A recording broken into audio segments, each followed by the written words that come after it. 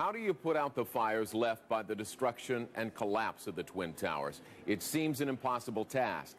You're now going to the base where the World Trade Center stood just hours after its collapse. It's where we found engine company number 15 and a firefighter who would only give us his last name, Firefighter Miller.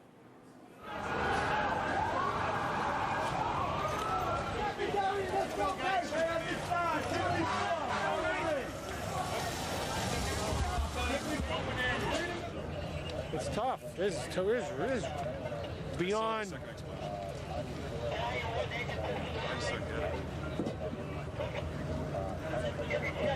You know, we can handle just about everything. This is beyond.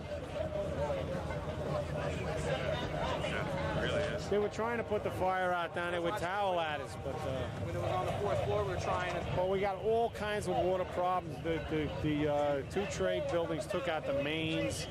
There's no way to put the fire out. Well, they say 50,000 people work in each of those buildings. Yeah. And you know damn well, whoever was over the top of the crashes was stuck there. How are you going to get down? There were a lot of people inside them. So, I mean, I don't know what floor that the planes crashed into, but if it's in the middle anywhere, well, then you got 25,000 people in each building right off the bat. Yeah.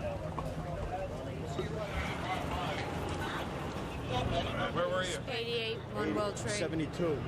You're on 88? Yeah. How'd you live through that?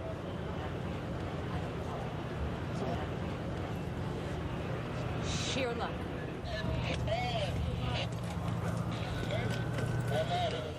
Our rig's one of the ones buried down there. Still missing 3 guys. 3 guys. Never in the history of this city have so many firefighters and police perished all at once. He just got to get out. I'm getting him out of here. He was in the collapse. He got buried.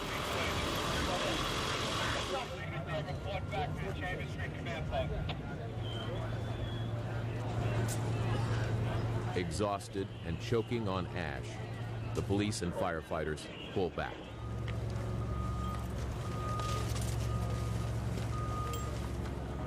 Yeah, you got to see the tail of the plane going in. We were in the stairway. That was the collapse, the first building. That big hole. Many firefighters are in shock. So the plane went in 107? No, the 102. And bodies came out.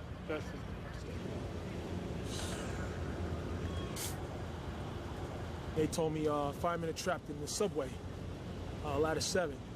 So I got to their rig, grabbed some of the equipment, and I went down in the subway. And that's when the second tower fell while I was in that subway. But I went pretty deep. Nobody to be found. It's pitch black there. Nobody to be found. Those who made it out try to call loved ones to let them know they're alive. But the circuits are so overloaded, cell phones prove worthless.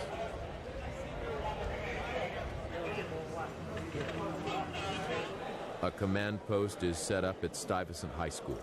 Inside, firefighters line up for the payphones.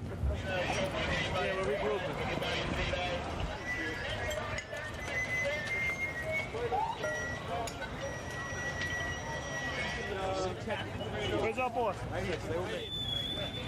Chief, copy, 76 is right here.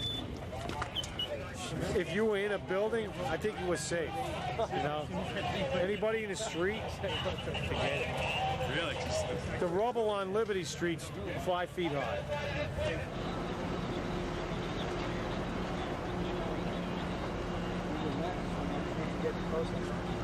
The silver facade that was on it, that really didn't look like too big when you looked at it. It's huge. It's like each piece is about this wide, and it's about like this deep, and it all piled up like this, all on Liberty Street.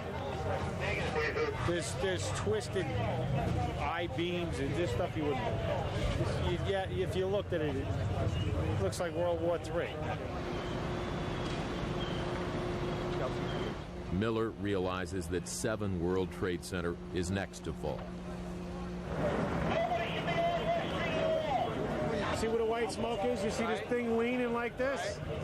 It's definitely coming. There's no way to stop it. Because you have to go up in there to put it out, and it's already, the structural integrity is not there in the building. No, you see the fire coming up the terrace. That just started. By 3 o'clock, help is arriving in the form of fresh troops from the outer boroughs and nearby counties. Everybody that hasn't signed up yet at this command post, let's get themselves on the board.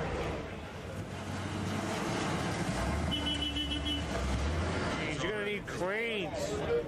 You know, you're not even going to move that stuff with payloaders. You're going to need a crane. And torches to cut it up, move it. They had a total recall of all the off-duty firemen to come in. So I would imagine we're all going to be camped out at the firehouse for the next few days.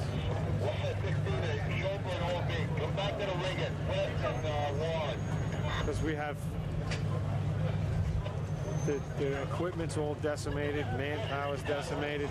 You know, we got to get back into, you know, this stuff doesn't stop because of this. Yeah. You know, we got to keep going. So. I don't know how. What's going to happen with the fire department after this?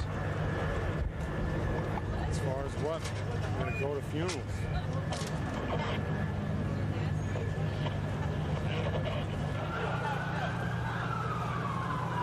Did you go in? I was there, yeah. Are you going back? My job.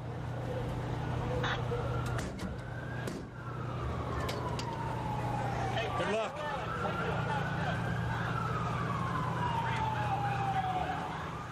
Next, inside the intensive care unit where the first casualties are being brought. This is one of our first patients we saw in the emergency room. It's a 50-year-old white male. He was actually an insurance broker. He was just in his office and was actually on the 78th floor.